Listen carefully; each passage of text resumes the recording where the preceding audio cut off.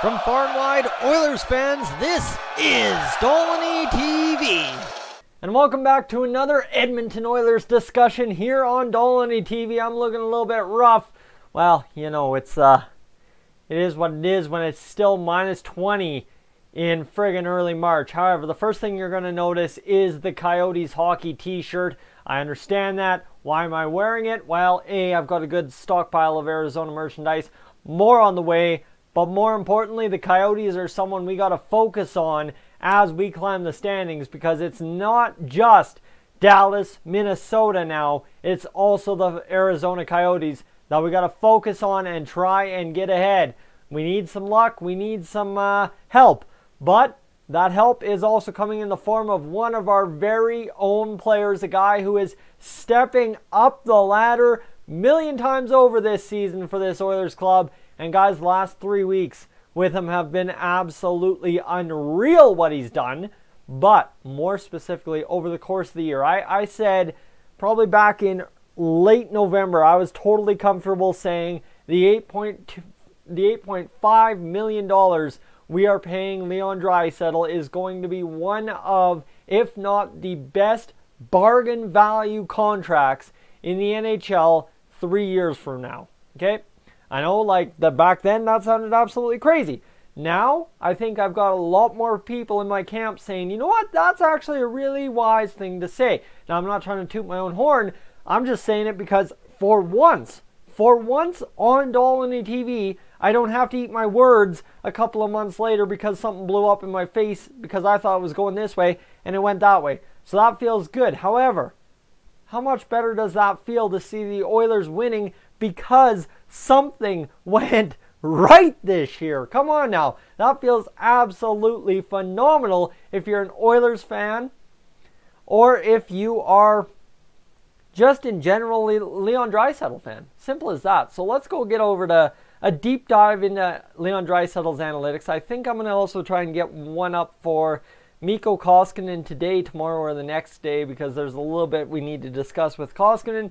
However, I feel maybe leaving it till after tomorrow's game might be a wiser idea since we face the Vancouver Canucks. However, the stat check here for Leon Draisaitl. Now, this is the thing. Draisaitl, his career, he has not averaged more than .35 goals per game, and that was over an 82-game campaign back in 16-17, in which, this is the crazy stat, he had 29 goals. Guys, we thought that was as good and as great as it gets with Leon Draisaitl. Guys, we were absolutely floored because we got a 51-point campaign out of him, and we thought that was pretty good. Then you get a 77-point campaign, including 29 goals. Suddenly, you're, hold on, things are looking good.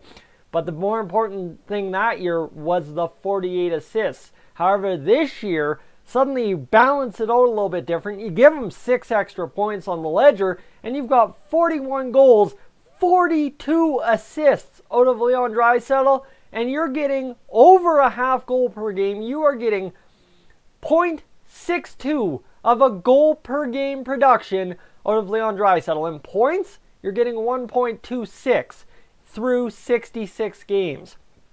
5 years into his NHL career, where we drafted Leon Draisaitl, what we've made of him since he was a young kid, a guy who, by a lot of accounts, wasn't exactly doing everything on ice that he could have been for the Oilers. He was also enjoying a lot of the off-ice activities as well.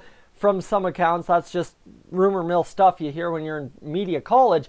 But that point totally disregarded, you see how an evolution of a player has come about, right? Leon Draisaitl comes into the league. I mean, a guy who, by a lot of accounts, was cast as lazy, a guy who was cast as a guy who's going to pass more than shoot, and especially once it came to playing with Connor McDavid, trying to get Connor McDavid the puck more. The mentality was Connor McDavid needed to shoot the puck more, and that meant Leon Draisaitl had to pass him the puck. Obviously, that began in 16-17. Then you really had it take over in 17-18. Everyone trying to get Connor McDavid to shoot the puck. And now, hold on a second.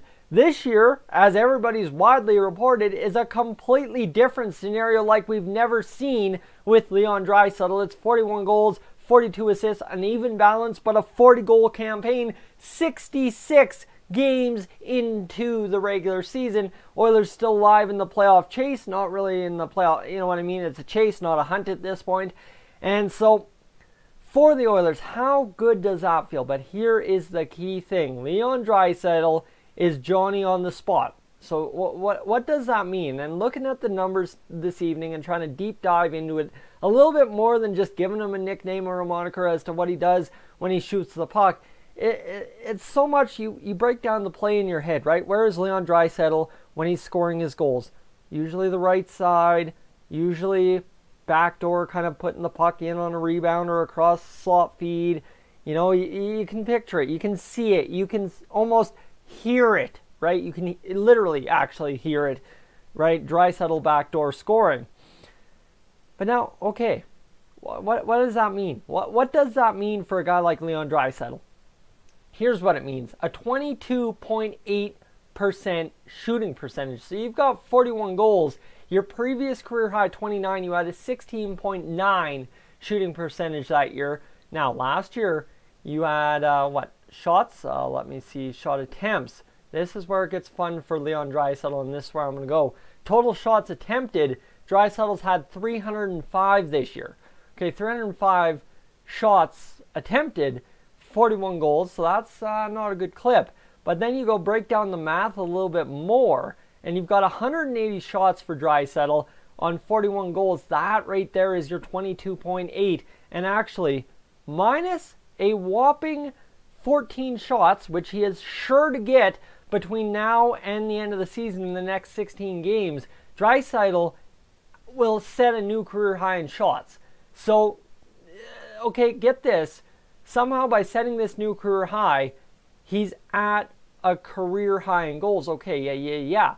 But the year he had 29, he had 172 shots, that's 16.9 shooting percentage.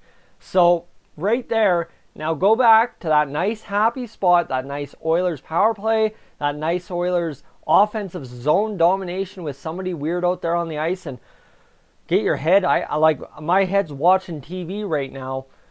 You see Draisaitl scoring backdoor, right? And now all of a sudden you look at that 22.8 percentage and you see, man, how many of those shots that he misses actually hit the goalie? How many does he get robbed on? Almost that. How many does he miss? Lots. And that's where you have your total shots attempted. But you look at the difference between them, and that's exactly what I'm saying. So for Draisaitl, it's been a very, very positive campaign goal scoring. You've got the assist with Connor McDavid, the assist with everybody else as well. Darnell Nurse, that sweet feed the other night. Come on now. And the other side to Leon Draisaitl, the emergence of Leon Draisaitl. Last year, he was a very good face-off man. This year, we're using him in a little bit of a different role. I mean, he's taken a lot more face-offs this year compared to previous years, and actually by the looks of the numbers, other than last year where it was 56.1%, but he's a 50.3% in the face-off dot. Now he takes a lot of offensive zone face-offs, and this is where it gets interesting, right? Is how many can you win versus how many do you lose, and maybe Connor McDavid pickpockets in the neutral zone, goes in and scores. So obviously there's a little bit of metrics that even the advanced analytics can't really measure when it comes to Leon Draisaitl as a player, right? The situational awareness and the use of his tools on the ice and how he's molding that into a well-rounded goal-scoring game. Obviously, we could all sit here and, man, McDavid has 50 goals, Draisaitl 70 assists. God dang, man, Draisaitl's got 30 goals, right? We could all sit here and glorify that. But for the Oilers to have now a bona fide left winger for Connor McDavid when absolutely needed, when wanted, when you just want to do it. You've got it in all situations with Leon Draisaitl now. But the other side too is Draisaitl's now, you've got this matter of respect amongst fans for his play away from McDavid, right? Those games that McDavid was suspended absolutely changed our perception, I'd say as a mass fan base, of Leon Draisaitl, the player without McDavid. Okay, that's another perspective to look at it, right? Draisaitl without McDavid is a step down McDavid. And I mean, guys, when you're talking in the NHL, a step down McDavid, you're talking somebody who's still a very, very, very good player, right? Somebody like step down guys, it's hard to match a guy, but somebody in terms of a step down McDavid, a Jonathan Toews, right? Obviously the defensive game of Toews is much better, but right, the center goal scoring offensive prowess, Jonathan Toews is a step down point production from McDavid, and you get where I'm going with that, right? So like to have a Leon Draisaitl in a Jonathan Toews role, guys, that's a captain, leader, lead your team to a Stanley Cup role. And somehow we still have Connor McDavid on top of that. Now at $8.5 million for Leon Draisaitl to fill a guy like Jonathan Toews' role where he's making, what, $10 million something, well, suddenly, guys, that is a headache worth having 100 times over, especially when you can consider him a player without McDavid, a player on McDavid's wing, and now what we're starting to see is that player on that own line driving the play when he gets going. And Draisaitl, it's funny, you can see there's that moment, there's the moment in the game in which he goes full engage, and suddenly right there, you know it's going to be a Leon Draisaitl game. It's just that switch flicks. Whereas with Connor McDavid, the switch flicks multiple times a game, and you're just marveling all game. However, with Leon Draisaitl, all it is one switch flick, and it's a Draisaitl game the whole way home. Now, obviously not to the degree of Connor McDavid being able to just absolutely blow your mind with a stick from Antarctica that somehow found its way to Edmonton in the matter of 10 seconds, and suddenly it's back of the net at the other end, right? Not in that sense, but Draisaitl as a guy who has a body to use, the hands similar to McDavid when you talk about the passing, and then you've got a shot emerging like he has, especially you consider over 66 games, shooting 22.8%, due in part because you are smart enough to get to the good spot, due in part because you are getting yourself into good situations. It's unreal to see the emergence of Leon Draisaitl, and everyone makes such a thing, the emergence of Leon Draisaitl as a goal scorer. And that's why I'm covering this topic today, is because everyone's so blown away by Draisaitl emerging as a goal scorer. But that's something a lot of Oilers fans should have expected for a long while now, and I mean some guys have pointed that out. But the fact is, Leon Draisaitl is emerging as a guy who, in his own right, in some distant future, could lead a team himself.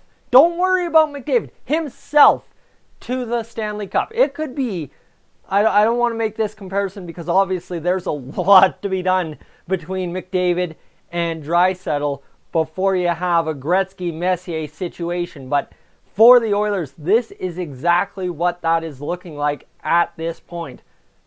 Seriously, you have the top echelon of hockey players ever. Connor McDavid, obviously a long way to get there, but you're seeing the absolute unreal, brilliant talent that is Connor McDavid every single night. And then you've got Draisaitl, who, yeah, we look at him like an absolute star. Don't get me wrong. Draisaitl is the solution, or a big, big part of the solution in Edmonton.